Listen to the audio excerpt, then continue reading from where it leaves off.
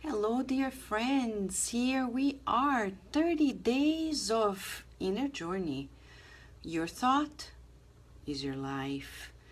This is a study and a discussion based on the book Thought in Life by the Spirit Emmanuel, the mentor of Chico Xavier. And here we are, friends, discussing chapter 13th. It's been 13 days. Can you believe it? And what a day today. January 16th, and this is the very day we in the United States of America and many parts of the world, people remind themselves of the missionary life of Martin Luther King Jr. Believe it or not, I arrived in the United States 19 years ago.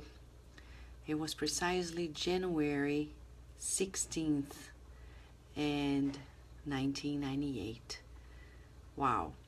Martin Luther King Jr., what a life. Now think about the parents of his and how much he was given tools to provide us with his legacy, a missionary life. So here we are. We're going to discuss about children, about the children of parents, children in general, okay? Remember, this is the second third of the book, and it reminds us of the beauty of an incarnation and reincarnations and how our thoughts create our lives. Before we read it and discuss, let's say hi to our dear friends. Hello, Raquel. Gratitude to you, dear friend. Angelita, Lea Severo, hello Melissa, yes, it's his day, Andrew, Sarah, Valéria. Friends, Emmanuel is kindly sharing with us, as he said, in this book, directives that are studied in the schools of regeneration in the spiritual realm, preparing us to be here and succeed. Directives, guidelines, as he says. So really we need to study this very deeply and potentially provide it to parents to prepare them for the journey of this of their mission, and people in general, right? Who was trained to date since early childhood to think well and to feel well? No, we haven't. We talk about behavioral management, but we barely talk about emotional management, and let alone our thought management. And this is something we need to do. The other day I was asking Mr. Joseph, well, how do we do it with Virginia? He said, ask her every day, few times a day, and yourself too, Vanessa, and everyone around, like, tell me a beautiful thought. It's a way we're training ourselves. Tell me a beautiful thought, dear friend. Who is there? Think about it. A beautiful thought right now? Boom, the practice. Because if we don't recondition ourselves, counter condition, we're gonna keep the same old habits, okay? If we don't create new habits, we'll be stagnated in old habits. Am I right? No, the spirits are right. We're just relaying the message, it's not me. But if I don't create new habits, I will naturally end up stagnated in old habits. To find a new life, I need new habits from thoughts, feelings, words, and actions. It's impossible to renew ourselves and our lives without it, right? And hello, Sunshine. Thank you for being here. And Rihanna, I've got your email. Beautiful, beautiful. Tomorrow I'm gonna reply to you. Okay, thank you so much for your kindness. Hello, Karina, our beautiful student, psychologist, and many other things she's doing. Yes, and Raquel is sharing with us, I'm a better person because of these moments I'm spending studying and growing with you all. Yes, we are forever grateful to our beautiful community here. Thank you, Sunshine. Beautiful hug to everybody from Sunshine. Sunshine. Ready? Emmanuel, let us listen from The Educator. Chapter 13. Children. Children are born with the moral legacy they possessed before their birth on the physical plane. Yet, a child will also receive the mental reflexes of its parents and teachers. These imprint on the child's cerebral plate images that influence its whole existence. Undoubtedly, education enriches a child's capabilities in its new phase of life on earth. It should be remembered, however, that the written word is not as effective as the spoken word or personal example. This is because the voice and practical actions contain a great deal of inductive magnetism that is immediately released by reflective action. Okay? This produces significant transformations, good or bad, according to the nature of its manifestations. The children entrusted to our care on earth bring a completely new neurocerebral structure that is like a photographic camera ready to gather impressions. The lens, which collects images to project onto the film, is represented in the child's mind as a new mirror. The lens of the soul is comprised of vision, observation, attention, meditation. Children absorb the reflexes of the minds around them, which are then registered within and become their basic elements of conduct. Thus, the young are as dependent upon the spiritual patterns of those who help them at school as are the delicate pieces of living clay in the potter's hands. Ay, ay, ay, ay, ay. Ay, ay, ay, ay, ay. We cannot therefore overlook the fact that though children on earth bring with them the effects of their experiences acquired through various incarnations, they are our companions who come back to share company for a time.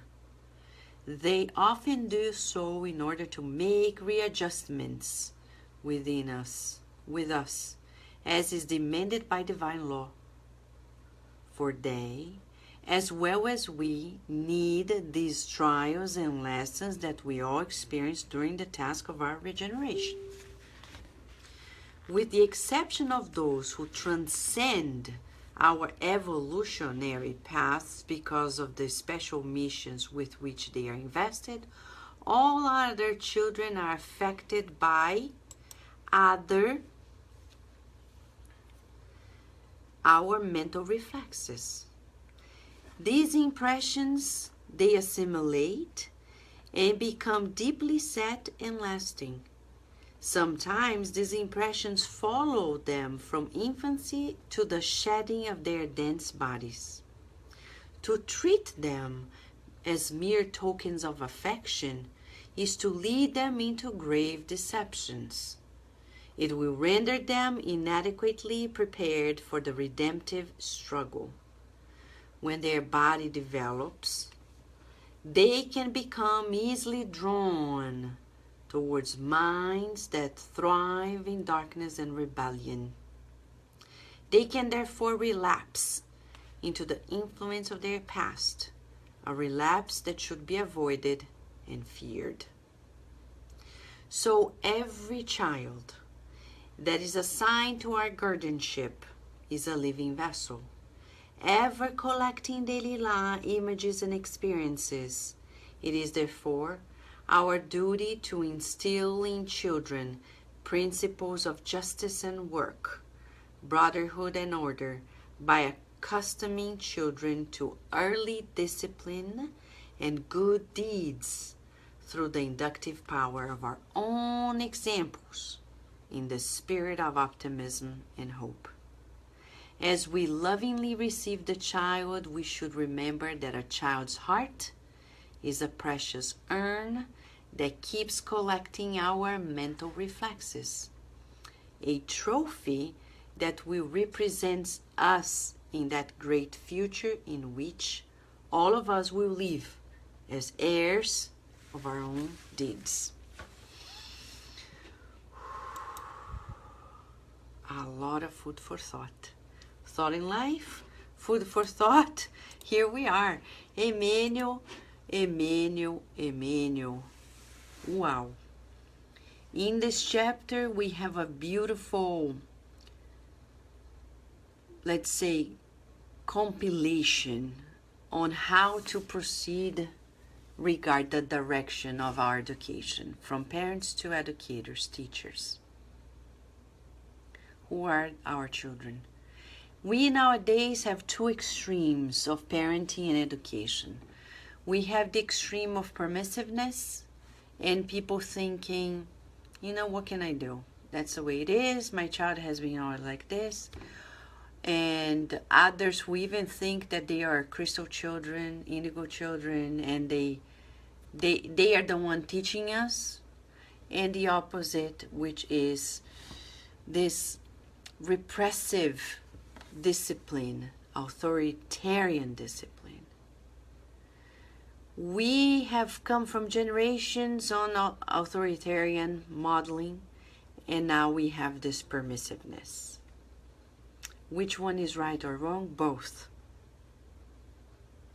What is the ideal? Emmanuel gives us the balance. What is it? Think of Jesus. When children were coming, and they are noisy. They are noisy. They have full of life, especially nowadays after eating a lot of sugar. Sugar is everywhere. Just observe kids. Today, I had friends here, Mark and Carol, with us during the day. We were working together. And Virginia was with us too. We stopped by at a cafe for lunch. And we observed a group of kids. They were quiet, maybe 7, 8 years old. Quiet, adorable, eating normally. The minute each of them were given a cupcake, it didn't take 5 minutes for them to stand up, start throwing papers at each other, blah, blah, blah. We need to be wiser. A lot of sugar is energy. So you can't give sugar to children and expect that they're going to sit still. So many educators and parents have those issues, and it begins with the physical diet too. Mental and physical. And talking about the physical, sugar. No. The less, the better. Also because everything, as a neuroscientist, we need to share this. The body adapts to the necessities of ours. If I give a substance like sugar, and depending on the quantity, my nervous system is going to adapt itself to the quantity of it. So it's going to tell itself, oh, we received a quantity that needs 10 receptors for specific areas of the brain. Oh, but we only have 2 receptors, so they work. And then next day, we wake up feeling like, oh, I need more sugar. I don't know why. We've created receptors for it. Now, these vibrational gates, they are asking for the customers of theirs, the molecules. And that's why we create addictions. It's addictive. So we need to pay attention to what we're giving to them, also physically, not only spiritually, because we're sometimes very irresponsible regarding, especially in the United States, we are taking our nutrition for granted, especially the kids.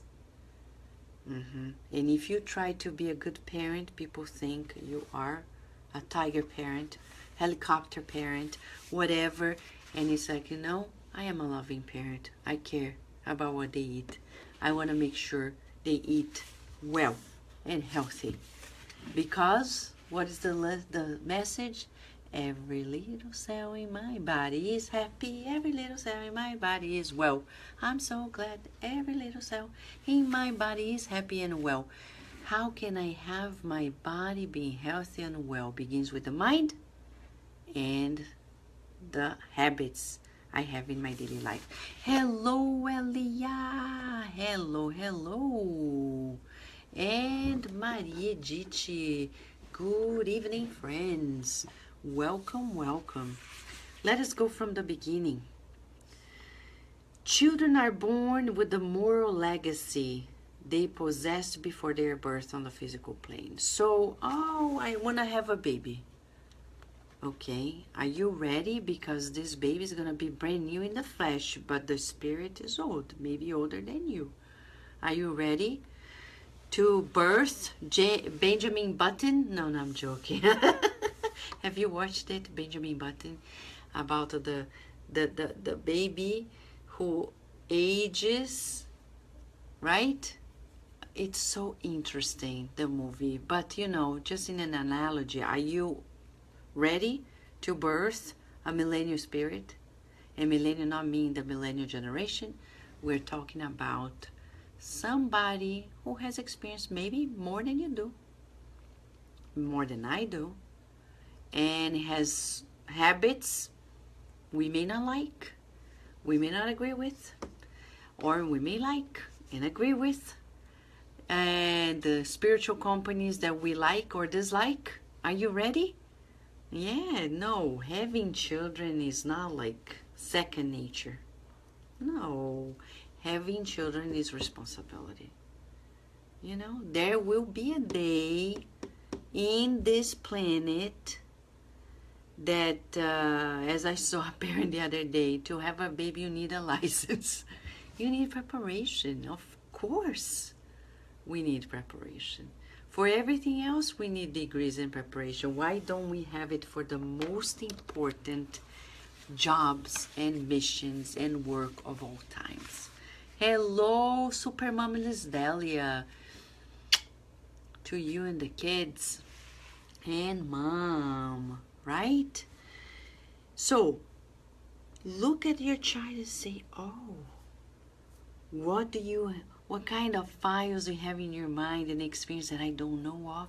I want to discover it. First therapeutic question for all of us. Do you want to discover the unlimited potential of your child? Do you? Or do you want your child just to be a doll? Just to be a puppet? And I'm not saying this to hurt anyone, but we need to think very realistically, because many parents have children for themselves, non-altruistically. When you are given room for opportunity for other spirits to reincarnate under your guardianship, it's about them and not us. What can I do to support you in your evolution? What can I do to support you in your evolution? Think about your child, no matter the age, and say, because it's always time, what can I do to support you in your evolution? Yet, a child will also receive the mental reflexes of its parents and teachers. Oh no, oh my God, the teachers, who is the teachers of my children? You should be concerned. If you're not concerned, we're in trouble. We should be very, very, very, very, very, very, very concerned to the point we open new schools, spirit schools. Oh, yeah. We should be very concerned. If we care, would you give your car for somebody to drive? Would you, anybody? Like, you open the door of your house and go to school, the school of your child, and tell the teacher of your child or the caregiver, the babysitter, can you please drive my car to my home? How would you feel? Comfortable or uncomfortable? Would you feel comfortable? Uncomfortable? Would you trust or not trust? I know many parents would tell me, are you crazy? The teacher? The babysitter? My car? No way. But you trust that that teacher and that babysitter is taking care of your child. Bottom line, we're saying that our cars are more important than our children. You see the paradox we're living, and I'm not saying you, we're just thinking about ourselves, for ourselves. You see the paradox we're living in our current society. We don't really care, because if we care, we wouldn't do it. We prefer to live in a little more comfort, work harder, but allow our children to receive the mental reflexes of teachers that are deplorable in their attitude. And then when our kids come to adolescence, we say, oh my gosh, who are they? Yeah. Do you know who has given them the imprints?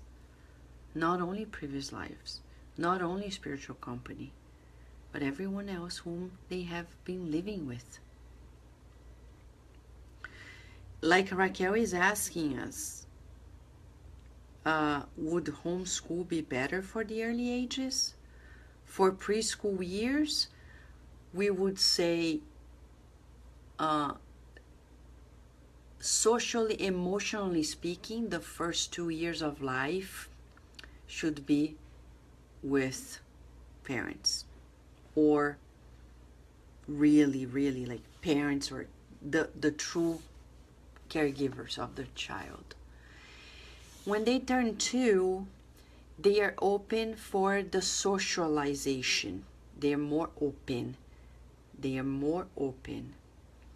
At 3, they are ready to interact with the world, but not the whole day. You can't expect that a 3-year-old's gonna be in a daycare, in a preschool the whole day and come home and talk to you for 3 hours and not be deeply influenced by the people who are there. And the question is, what are they being taught there? Oh, but wonderful teachers and kids. Yeah, wonderful, but is it wonderful to your moral standards? It's about character. It's not about teaching letters and songs and numbers. It's about the moral. It's about the attitude. And rarely schools are concerned about it. So, yes, Liz Delia, spirit school is a must. A school for the spirit.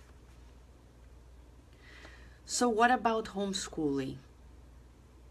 You know, in the United States, people are doing a great job because they don't keep it only to themselves. But I tell you, every family whom I met who are homeschooling, they're succeeding in many levels. Why? Because all pediatricians, Brazilians and Americans, tell me, Vanessa, nowadays parents are doing such a bad job teaching their kids that when you teach them well and send them to school, they're going to absorb the poor education that the other kids are being given. And I tell you, we're working double shift with Virginia now because she's in preschool for half a day. It's double work because you have to work teaching and counter teach when they come back home with habits that are created by other kids. So we have to be very, very, very concerned. And now we found a good school. We're more satisfied, but believe it or not, in the last year, we tried like 3 different schools. Now we're satisfied. But is it the ideal? No, the ideal is something that only us could create. And I'm not saying this in a prideful way, but we're saying with the principles that we believe in. It's impossible for you to talk about God just a few hours a day if the child is living their whole days without any memory of God. Like Virginia told me the other day. Oh, Mom, I wanted to pray in school. And I said, yeah, Virginia, pray in your thoughts. Because I tell you, I didn't tell her about anything else, but I'm telling myself, saying, you know, in this country you cannot even say God. It's a bad name. You can say the F word and people are going to laugh at you and think you're cool. But if you say God, they turn the eyes to you and they think like you're despicable. When you think about bringing God back to schools, people think you're crazy. But the spirits have been telling us all along, we need to bring God back to schools. Who is going to do it? Us? We're going to wait? No, we can't wait. We can't afford it. We need to bring it back. Yes, bring schools back. Bring God back to schools. Inevitably. Hello, Hercules. These imprint on the child's cerebral plate images that will influence its whole life. So we are constantly receiving these images when we're children, as adults as well. But the thing is, our plasticity allows us to make these impressions in the first years of life much stronger. So Sunshine said, I found a private Waldorf education the only acceptable path. They pray out. You're right, Sunshine. In the world, the one that comes the closest to the Spiritist teachings is the one by Rudolf Steiner, Waldorf. You're so right. Waldorf education is fantastic. Yeah. Okay. Hello, Yara. How can I know about the teachers? How can you know about the teachers? You know, the teachers and the head of the schools, they may not like it, okay? But you know, when you're shopping for schools, if you don't have your own, when you're shopping for schools, that's what I do. I said, I want to know who the teacher is. Because, you know, when you tour for schools, you don't even know, you only know the name of the teacher. But hello, I want to know who this teacher is. So you go after it. The head of schools don't like it, but if they don't like you, you're not going to be there. So, you know, please tell me. Who are these teachers? Do they love it? Can I get to know more of them? Blah, blah, blah, blah, blah, blah, blah, blah, blah, blah, blah, blah. If they don't like that we get to know of them, our children are not going to be there. As simple as that. So, for example, in this third school we found, we've got to know the teachers, the background. They're very loving, very caring, very Montessori-like, because we don't have a Waldorf here. So they've come to know what we think. They even are connected to me on Facebook, so I know what they're doing. They know what I do. And that's how it is. We know each other, and we respect each other, and that's how it is. Okay? Yes, Rihanna, you know, we need to know. We are only going to promote change when we go after. Not as, we need to do it with kindness. Go and say, you know, I care. But you know, even parents nowadays, they drop off their kids, even in preschool, like at the door, they drop them off like a basket and quickly leave. I told the head of school in Virginia School, I said, you know, my child's not a basket. I'm not going to drop her off and leave. I'm going to go inside. I'm going to see her for 5-10 minutes and then I'm going to leave. Why? Because I'm concerned? No, because it's her world. And she wants me to be in her world. And I want to see it. I want to see her friends. I pray for her friends too. I wish them well because they influence each other. It's so silly when parents drop off their kids. They barely talk to other parents, like pretending our children don't even know each other. And I say, you know, parents, let me tell you this. My child is influencing yours, yours is influencing mine. So we better be on the same page. We better be friendly. We better pray for each other. We better cooperate with one another. Let's not pretend. Let's not pretend we're not here together, because we are. We are. And if you have to be the change, be the change. That's how we change it, right? It's not easy. It's very hard work. Maybe people are not going to understand us at first. We don't care. That's how it is. We're not going to play games when it comes to a new life. We have no right to imprint wrong messages in the brains and in the heart of the children of God who are temporarily being given to our guardianship. Hello, Jonathan. Hello, Elder. Hello, João Bosco. Friends of the heart. Yes, yes. Undoubtedly, education enriches a child's capabilities in its new phase of the earth, of the life on earth. It should be remembered, however, now he makes a distinction. Written word, spoken word, and example, actions. And he says, written word is not enough. How many parents, they say, go read this book. They think, the book is going to teach you. The book is going to teach you. I know parents were like this. The book is going to teach you.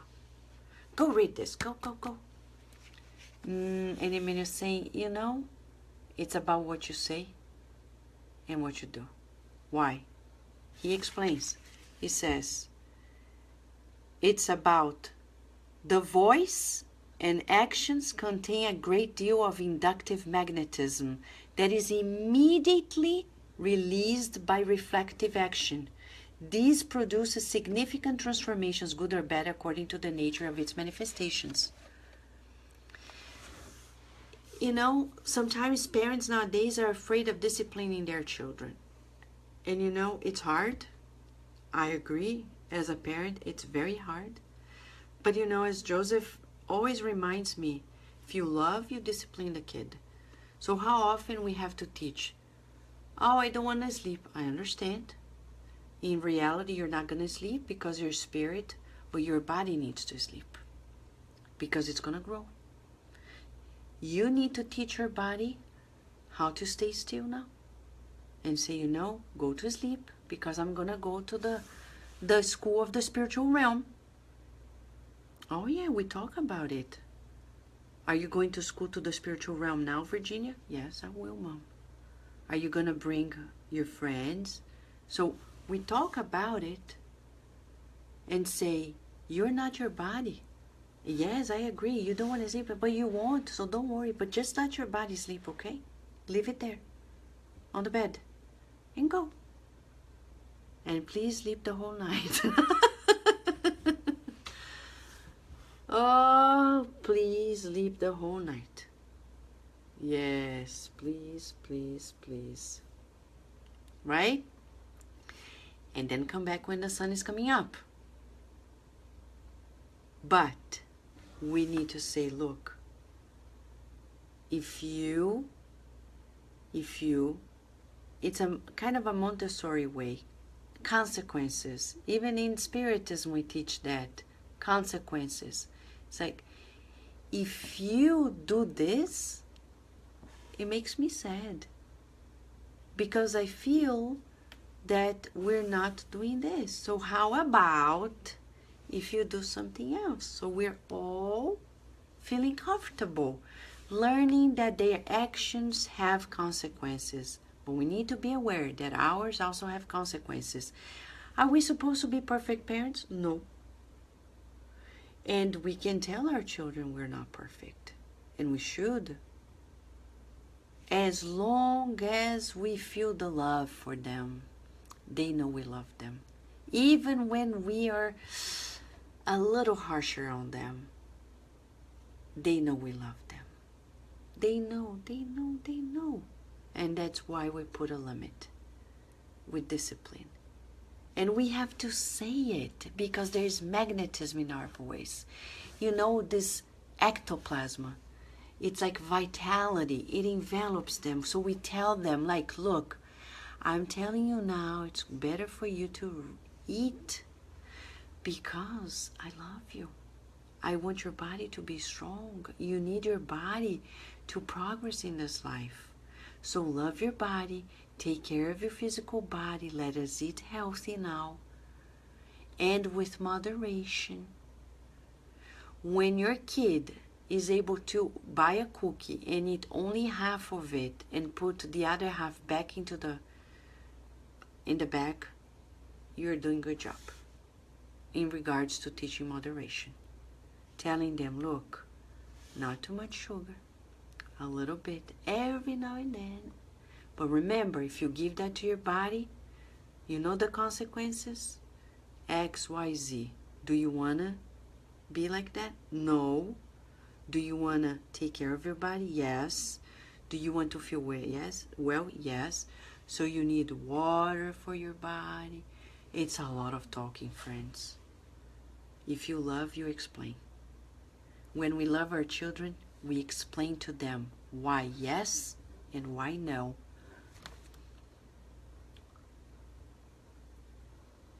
It's responsibility. And they're saying, words are powerful. Our actions, powerful. 2 tools to use wisely. And sometimes, don't say anything. Like Jesus, silence. You know when they go crazy and you're like, oh my God, what do I do now? Nothing. Leave it alone. Sometimes Mentor Joseph says, Vanessa, learn not to do anything. Not to reply, not to say anything. Because you don't have to micromanage each and everything that they are doing. Just leave it alone. You remember when you were younger, you used to say stuff you didn't mean. You used to do stuff you didn't even think about it. And you wanted your parents just to take it lightly. And they were on top of it, like taking it so seriously. Why did you say this? Why did you do this? And you say like, I didn't mean it. I didn't think of it. So sometimes we just need to give them a break too. And like, you know, like Jesus, he saw the disciples chatting and arguing. He didn't interfere all the time saying, hey, come on, guys, robotically behaving. No. It's learning that balance, voice and action. But we need to give it of our own actions. And sometimes being quiet and still is a good model for the children. Sometimes we want our children to be calm and quiet and still. And the question is, have they ever seen you calm and still and quiet? Where are they gonna learn it? Right? They need a model. Oh, but I'm not a good model. Well, we better be, because if we're the parents, we better conform to the rules and learn with it. Parenting is a school in itself. We're supposed to learn. We're supposed to grow with it. Right? Raquel is saying to us, she has 3 kids. Mamma mia. I have a petition for you. In my opinion, you should go directly to the best spiritual calling. I tell you that. But as much as I love children, it's a lot of work. 2 years old, 4 years old, and 5.5 years old. Woof. It's challenging, she's saying. I pray all the time, asking for guidance to manage different age groups at once. And you're right, prayer is the way. Prayer is always the way. And not trying to cover all bases. It doesn't happen, right? Yeah. Yeah. And Jonathan is saying here, don't you worry about your daughter or son being too different from the other kids when she or he grows up. I admire the confidence and the right education you're giving, but you know the children sometimes come with their own journey. I'm just saying, you know, friend Jonathan, you know, they are learning to be normal kids, but they are learning to have wiser tools in life. We don't want to be just like everybody else. We don't want to be better than anybody else, but we don't want to be just like everybody else. I wasn't like everybody else. My parents taught me differently. I'll give you an example, okay? I'll give you an example, Jonathan. I was raised in Brazil as a spiritist. I come from several generations of spiritists. My great-great-grandfather was a spiritist, and he founded a spiritist center that's going to turn 100 years this year in Brazil, and it still exists. My grandmother is the current president of the center. And we were raised as spiritists in a very Catholic country that had a lot of prejudices about spiritism. Now it's better, but throughout my childhood and adolescence, if you said you're a spiritist, it's like you're a witch. And I studied in Catholic schools, but I learned from my parents how to behave there. People knew, my parents never hid that we were spiritists, but they taught us to respect other people's religion. So we had the Catholic religion lessons in school, and my mom said, if you want to participate, you participate. And I said, I want to participate. And I participated. People knew I was a spiritist, but I love studying the Bible and the teachings of Jesus, etc. For me, I was taught since childhood that everything is universal. And I never engaged, I don't recall being discriminated against, and I don't recall being any different and people discriminating me, because I respected them. I was taught by my parents to respect. And to the point that they had this I forgot the name in English, but like a competition school for who knew the Bible better. And I remember I competed for many years when I was a teenager, and there was a year that I won the top prize of all. And the nuns who were presenting the awards, they said, you know, it's amazing that a spiritist kid knows more the Bible than the Catholic ones. Was that my goal, to run the competition? No, I just loved it. And my parents taught me just to be engaged in society, and I became a scientist. I was never discriminated because I was a spiritist. So we're not teaching our children to be different externally. We're teaching them to be more resourceful inside of their hearts, in their relationships, but be respectful and tolerant and discreet and understanding. Like Virginia came to me the other day and said, oh, this friend pushed me. I said, you know, people do things sometimes without thinking what they're doing. So how about forgiving that friend? You know what's forgiveness, Virginia? And sometimes she says yes or no. And I said, you know, forgiveness is when we give them a break, saying, you know, I'm not going to be upset with you. I understand you didn't mean it. You think this is a bad lesson? No. It's going to teach her not to hold grudges. It's going to be good for her. We're not going to teach her not to defend herself, but we're going to teach her not to attack others. We're not going to teach her to protect herself by creating plots against others. No. Right? Thank you, Jonathan, for your kindness, okay? But it's just the way we're supposed to be. Hello, Monica. Hello, Roberto. Hi from Brazil. Mamma mia, you guys are awake. Well, but that's not too bad, right? Either here in the spiritual realm, why not? Emmanuel is with us, Chico Chaves, so thought in life. Yeah, so Liz Delia's mom, very wise. She discarnated recently because she graduated and she said, wiser tools. My mom taught me differently too, yes. I taught different actions than my friends. And glad I had those wiser tools in my heart. I hope my kids have the same. I'm sure they do. And as Rita Di Casa is reminding us, God has no religion, only love. And you're right. But we need to bring that to our kids. And Renata is saying, my son made the children's, the Spiritist education in Brazil, and now he's 20. At the beginning, the society pushed hard on him to turn part of other groups, but after years with the practice and what he learned in the Spiritist Center, he would not like to be like others. I think Spiritism. Thank you, Renata, for sharing this, and that's our story too. You know, we know better. And I have many friends, and here we are. I don't feel lonely because I became a Spiritist and different from many people.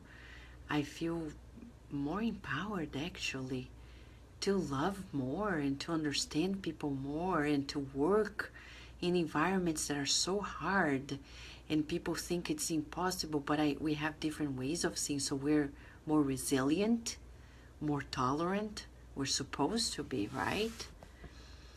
Yes. So let us think about this. It's a single opportunity for us.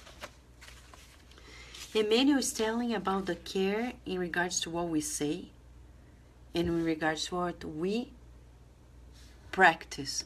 Now, let's remember when Emmanuel said some chapters ago that we judge ourselves as good or bad according to the good and the bad feelings and thoughts that we have and the actions. So if somebody, like a parent, is constantly telling us, criticizing, saying, you didn't do this right, you're not doing this right, it's as if they are saying to us, you're not good enough, you're not good enough, you're not good enough, you're not good enough. Like the other day, I was saying, Virginia, not now. And she turned to a friend of mine and said, oh, I think mom doesn't like me. You see, that's how they feel. They feel, and of course she didn't mean it. And I said, no, Virginia, that's not it. But that's how they break it down, the news. When you say no and you can't explain, etc. So we need to be very vigilant how we say it, what we do, because those are creating impressions. Responsibility. And children entrusted to our care on earth bring a completely new neurocerebral structure that is like a photographic camera. It's like new mirrors, he says. But let me share this with you. I've worked as a neuroscientist, basically in about neonatal life. And I tell you, more than ever, I am 100% sure, and these spirits are talking about 1958, way before neuroscience could ever reveal it.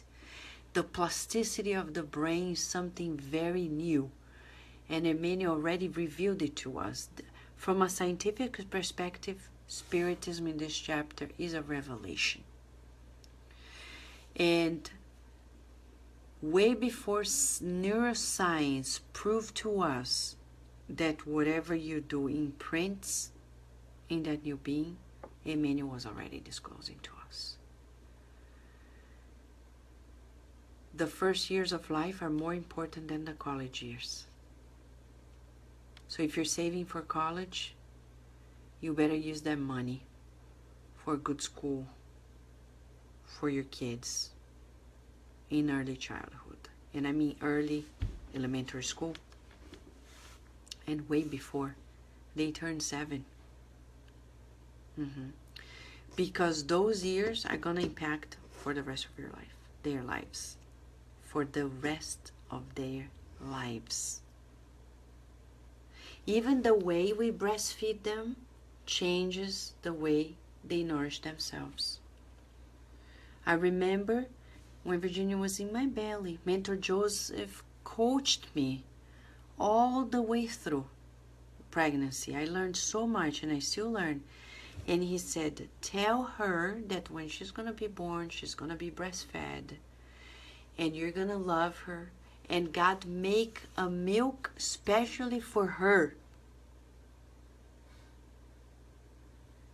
I told her throughout gestation, when she was born, I remember the first day as she was born, she was brought to me, and I looked at her tiny little face, and I said, welcome, Virginia.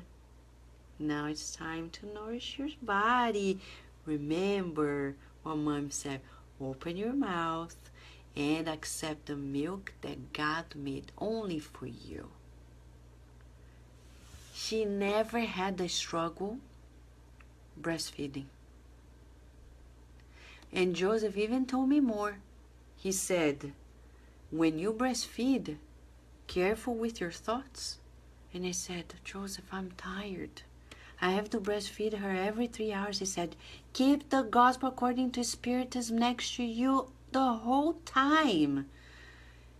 And he said, when you breastfeed her, read the gospel to her. I said, are you kidding me? I'm tired. And he said, Vanessa, it's mind over matter. Your spirit, you're not the body. Control your body. If the body is tired, refresh your mind with beautiful thoughts. And I would keep gospels throughout the house and breastfeeding chair everywhere. And I would read, and I would show her the book.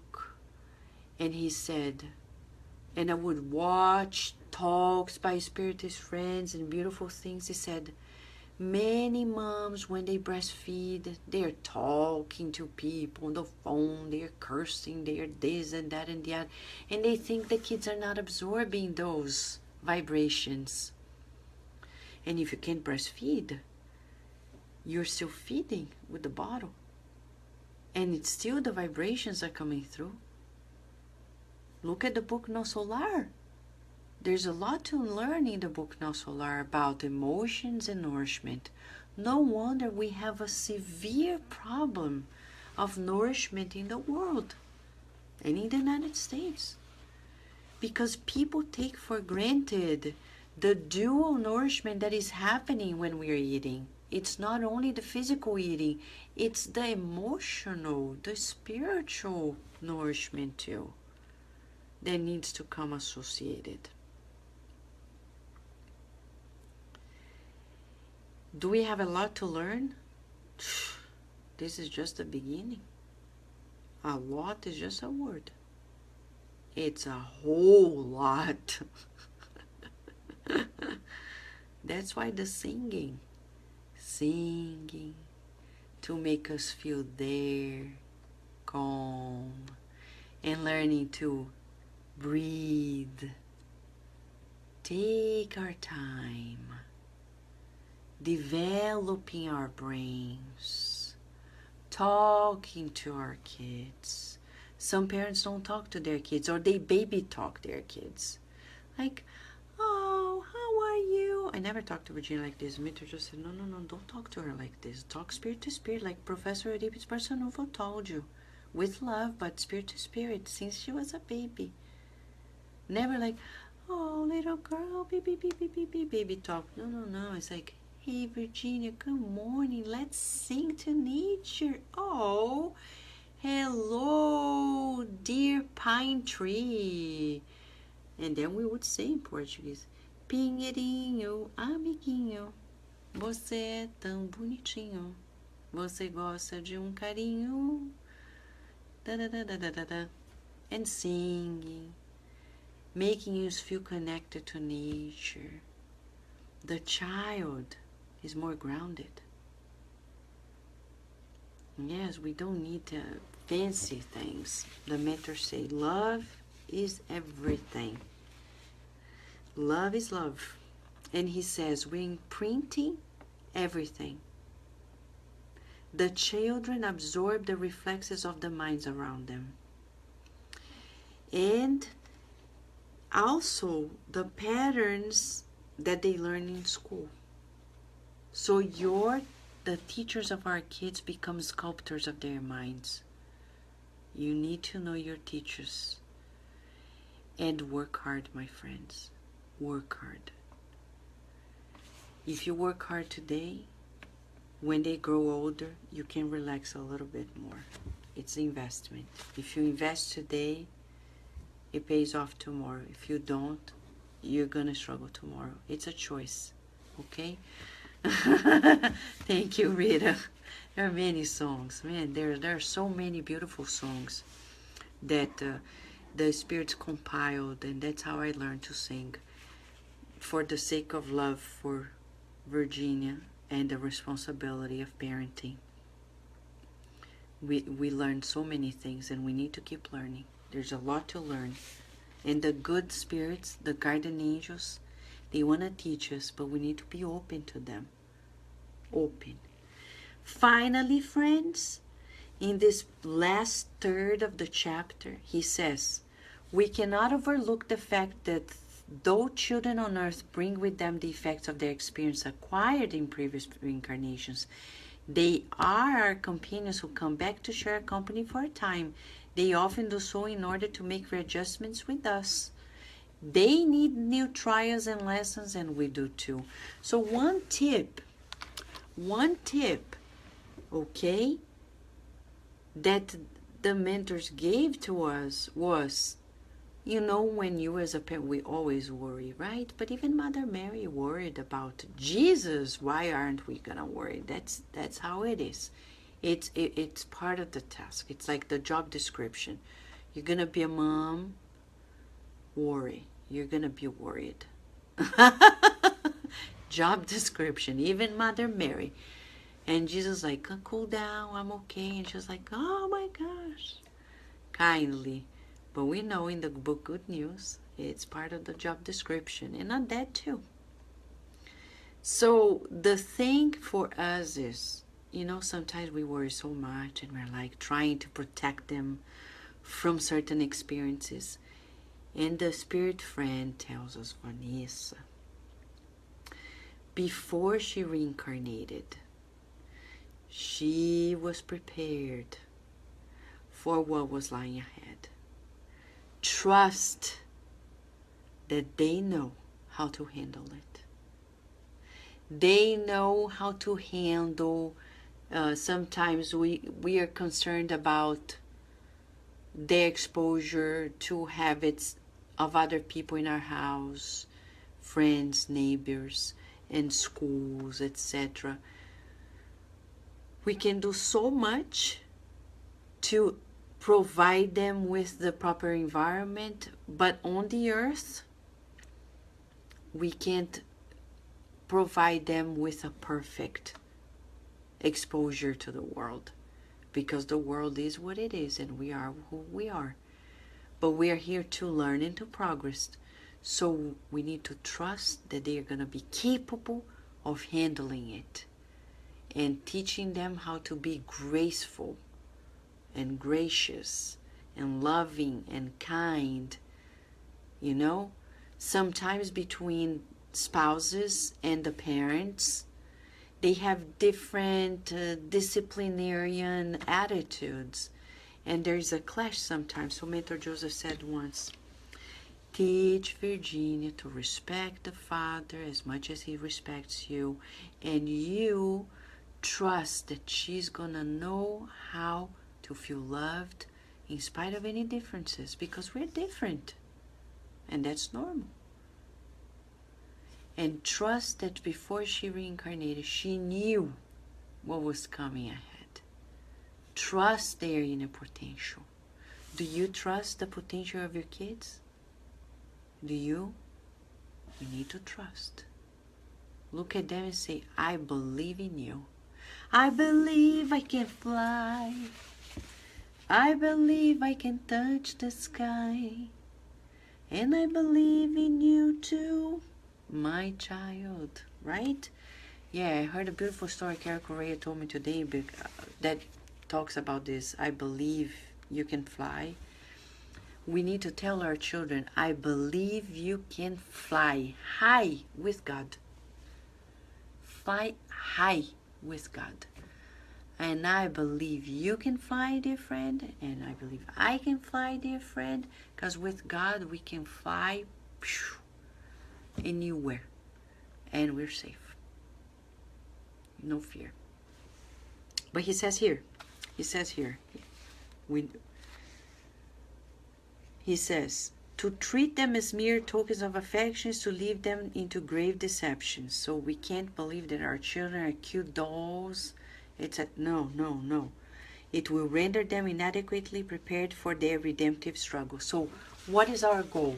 To connect them to God consciously, as St. Augustine says, but mostly to prepare them for the journey of this life. And say, look, in this life, you need to be prepared to win over yourself. Control yourself. The other day, Virginia was in the center. Tonight. And she was like, we want to run, want to play. I said, Virginia, tell your body, take it easy. This is not not a place to run. I understand you're only 3, but the body, stay there. Take it easy. And then she came back later and said, Mom, I told my little body, no running, just walking. It's adorable. They learn it. Do you have any doubt? They really learn it. So keep working on it. They learn it. It's adorable. They are born with so much capabilities. We need to trust its plasticity. You know, when they are just born, let me share this with you. When they are just born, they are born with all the potential. And then over time, these synapses are pruned according to what they use. So if we don't use the best in the first years, they're gonna prune, and then we have a hard time teaching them. So what do? Don't worry about teaching alphabet and math. Teach about the inner and God and Jesus. The other day, I have a picture, I'm going to show you tomorrow, of Jesus holding a baby in the arms that I found on the internet. And before Virginia was born, I was told, print this and keep in a frame in Virginia's bedroom. Always talk to her about Kardec and the Spirit Friends and Jesus and Dr. Bezerra. And she has pictures of these spirits in her bedroom. To be familiar with them. They are the ones who take care of us. They need to be familiar. There's Frozen too. Picture of Frozen, of course. Now. But the other day before going to bed, she said, I want to read a book, because we always read this book. And I said, no, tonight we're going to talk to Jesus. You see, Virginia, he was holding you here in his arms when you were born. And she believes it's true. And I don't doubt it is true, because Jesus is taking care of each one of us. She said, you know how this happened, Virginia? So I was telling her the story. And I was playing with her. I said, you know, Jesus came to you when you were born, looked at you and said, oh, Virginia, you're so beautiful. I count on you to help me, okay? And you were so happy, Virginia, that you looked at Jesus and looked at your face in the picture. And you did like, oh. And she laughed about the silliness we were talking about. But Jesus for her is the best friend. Later in life, only God knows. But what we know is this. This is important. He is the governor of the planet. Let's introduce the governor of the planet. Our shepherd to the sheep. The little sheep just born. Little sheep, this is your shepherd. Pay attention. Listen to him. Right? Thank you, Angela. Yes. And Lisdale is saying, my son had grade 4 bleed and one doctor said he would be a vegetable. Second doctor talked to me about plasticity of brain, powerful. And you're right. We need to invest. You know, plasticity is about clay. You imprint the form that you need. That's how powerful and responsible it is, the work of parents. Raquel is saying, my daughter painted a painting and put it on the door for her of Mother Mary and made a book about angels. That's adorable. That's adorable. And Felicia is saying, hello, Felicia. Yes, 12:05.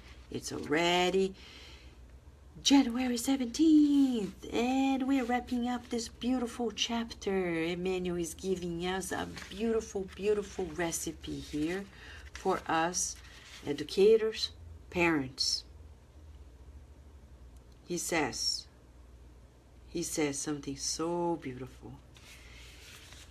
It is therefore our duty to instill in children principles of, so that's our duty, okay?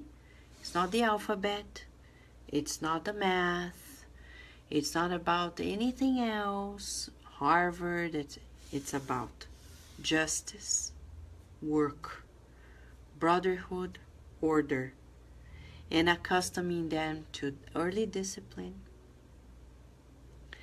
good deeds. And repeat to them, you were born to serve, you were born to help people, you're born to bring joy to the world. There is a song we sing in Portuguese, I'm going to sing to you in Portuguese and then in English, like this, since Virginia was in my belly. Querida Virgínia, filhinha do coração, tu és a luz que vem de Jesus para servir a Deus na terra. Você é luz, você é paz, você é alegria de viver. So telling, my dear Virginia, dear daughter of my heart, you are the light that come from the Christ to serve our God on earth. You are light and you are peace and your joy of living on earth.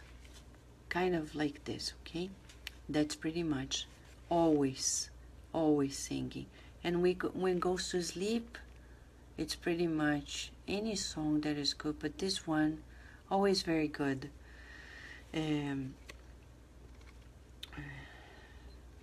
I will recall also in English, and I'll tell you the English words better, straightforward, because I sing in Portuguese, okay? So, yes, Karina, we have a lot to change. We really need to gestate our babies in a different way. We need to take care of them in a different way. We need to give up our egos. And when I see spiritist friends who have their children and early give them to daycare, saying that they are working, they need to work, I'm so sorry. But this is, I'm not gonna judge, but I'm gonna say they're gonna regret. I don't know a parent who regrets giving up their temporary dreams for themselves to help their kids. But I know lots of parents of children who grew up and they regret a lot that they were not there in the early years of life. And the mentor says, the same as Leon Denis in the book After Death. Read the chapter Education. He says, do not allow your children to be cared for by others unless it's extremely needed. And I doubt if extremely needed to take a 6-week-old baby and live in a daycare, unless really it's survival mode, but rarely it's the survival mode. And I know it's not easy to depend on somebody else, huh? But if this is the sacrifice of the heart, so be it. So be it. Okay? Finally, he says, through the inductive part of our examples in the spirit of optimism and hope. So he says discipline, but keep optimism and hope. Joy of living. We can discipline them with joy, with hope. Not killing the spirit of the child. Jesus said, let the children come. People are like, oh, push them away, push them away. And he's like, no, no, no. Come, come, come. How many adults are like this? And I bring Virginia everywhere, and like, really, you're going to bring Virginia here? And I remember a colleague of mine who is not a spiritist, but he knows of spiritism. He invited me for dinner. He said, this dinner without Virginia, said, I'm not coming. Why? Because that's how it is. She knows how to stay there, so she's going to be there with me. That's how it is. Of course, I'm not going to bring to work if I have to work. But to dinner, somewhere else, I don't have a babysitter. I don't have babysitters. Don't. Because I don't trust? No. Because of many reasons. And I have friends who sometimes help us, giving us opportunities to go to a doctor, etc. Like Carlos. Carlos takes care of Virginia when I need. But it's on us, and that's how it is. Do I regret it? No. Is it intense? Yes. It's physically demanding? Yes. But, he says, as we lovingly receive the child, we should remember that a child's heart is a precious urn that keeps collecting our mental reflexes. And he wraps up in a way that I'll never forget. George Godinho Neri once told me. Emmanuel tells us that the greatest saving account is our children. Whatever we give them is going to return to us. I know so many parents who are selfish. So selfish. And they forget that they are teaching selfishness, and it's going to return to them. Because where else we're going to reincarnate? Not necessarily there, but very likely. So we need to be prepared. We need to be prepared to love without conditions, and with optimism and hope, and loving discipline. Discipline feels good. It's about time and place for everything. Tell your kids. They say, but I don't want to do this, but I don't want. It's okay. You're entitled to your feelings. I understand. But there is time for everything. Now it's time to sleep. We were coming back from a place, and it was time to sleep, and Virginia was like, Mom, I don't want to sleep. I said, I understand. But it's time to sleep. We need it. It's time to eat. The body needs it. It's, oh, I don't want to take a shower. I understand. But the body needs a shower. Let us play. You want to take your little ponies to the shower? Let's give them a bath. And they're like, yay, they changed their mind. See? Why do we need to power struggle? Let's sing and eat and be silly and talk and love. That's easy. And when we go crazy, we forgive ourselves and we forgive our kids and we begin anew. It's a new day, and we're gonna learn how not to push the limits. Right? Right, Daniel Castellani? Ah, Solange, how about that? Are you feeling the love? As Carol Correa says, and the love feels good, right? Thank you, friends. This lesson is of hope and optimism, because in our children lies the future of a beautiful new world. Let us invest with love, with courage, with a lot of wisdom that comes from God. Big hug! And to all the moms and dads, to the educators, keep up the good work. Keep up the good work. Do not be discouraged, because you're loved. Remember? Yes, you're light, you are peace, you are also joy of living. Until later tonight.